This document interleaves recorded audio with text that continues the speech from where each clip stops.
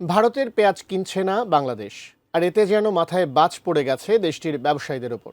দুশ্চিন্তা আর হতাশা চেপে বসেছে বাজার জুড়ে।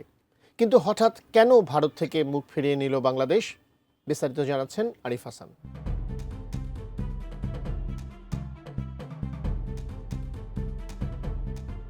ভারতের পেঁয়াজ বাজারে যেন নেমে এসেছে অঘোষিত অশান্তির কাল। একসময় যে বাংলাদেশকে চোখ বন্ধ করে হিসাব করা হতো সবচেয়ে বড় নির্ভরযোগ্য ক্রেতা হিসেবে, সেই বাংলাদেশই এখন ভারতের বাজারের জন্য হারানো সোনার হরিণ। সময় বদলেছে, বাজার বদলেছে, আর বাংলাদেশের সিদ্ধান্ত ভারতের ব্যবসায়ীদের মুখে হাসির বদলে চাপিয়েছে গভীর দুশ্চিন্তার হতাশা।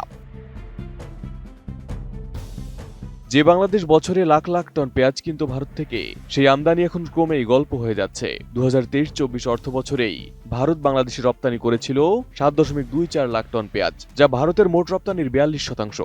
অর্থাৎ এক কথায় ভারতের পেঁয়াজ রপ্তানিকারকদের সবচেয়ে বড় ভরসার জায়গা ছিল বাংলাদেশ। কিন্তু 2025-26 অর্থ বছরের প্রথম 6 মাসে বাংলাদেশ কিনেছে মাত্র 12,900 টন, যা ভারতের ব্যবসায়ীদের জন্য যেন অন্ধকারে ঢিল ছোড়া বাস্তবতা। RICL TMX, যুগের পর যুগ স্থাপনা থাকে মজবুত। বাংলাদেশের এই মুখ ফিরিয়ে নেওয়াকে অনেকে রাজনৈতিক পরিস্থিতির সঙ্গে মেলালেও প্রকৃত কারণ আরও গভীর। ভারতের নিজস্ব নীতি, বিশেষ করে বারবার রপ্তানি নিষেধাজ্ঞা ক্রেতাদের আস্থা পুরোপুরি নষ্ট করে দিয়েছে।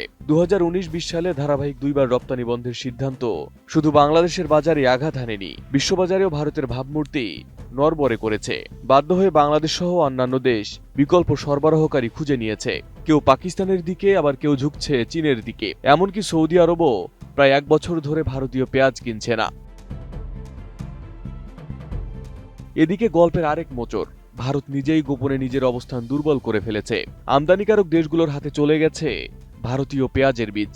সেসব দেশ এখন নিজেদের চাহিদা পূরণে স্বনির্ভর হচ্ছে। খাত সংশ্লিষ্টরা সতর্ক করেছেন, এভাবে চললে বিশ্ববাজারে ভারতের আধিপত্য ক্রমশ কমবে, আর বড় ক্ষতির মুখে পড়বে ভারতীয় কৃষকেরা।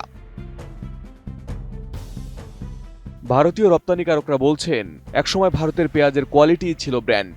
বিদেশি ক্রেতারা বেশি দাম দিয়েও ভারতের পেঁয়াজ চাইত। কিন্তু রপ্তানির নিষেধাজ্ঞা যখন ভারতকে বাজারের বাইরে ঠেলে দিল, তখন ক্রেতারা বাধ্য হয়ে বিকল্প পথ বেছে নিল। এখন তারা আর কোয়ালিটি দেখে না, দাম দেখে। আর এটাই ভারতীয় ব্যবসায়ীদের জন্য সবচেয়ে বড় আঘাত। Arif Hasan, ATN news.